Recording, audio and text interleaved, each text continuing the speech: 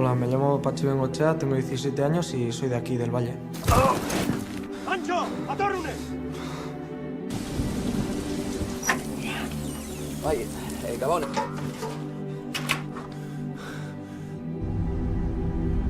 ¿Le importaría firmarme un autógrafo, por favor? Sí, claro. Dejadme pasar. Por Dios os juro que mañana mismo tendréis asediado el palacio con todo el ejército de su majestad.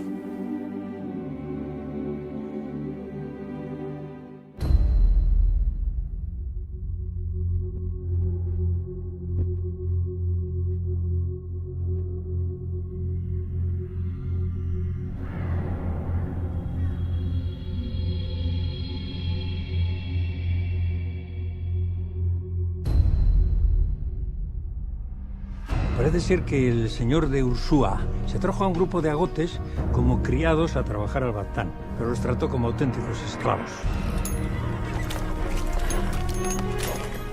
¿Agote? Alcalde, le estoy haciendo una pregunta. ¿Qué es agote? Mala gente. No podíamos bautizar a nuestros hijos en la misma pila donde se bautizaban los hijos de los demás. Tiene huevos.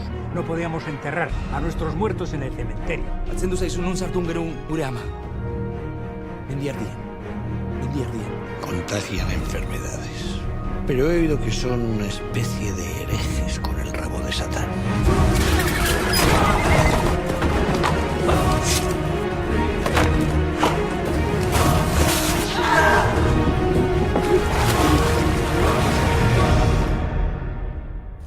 Esteban, ¿eso también va a salir?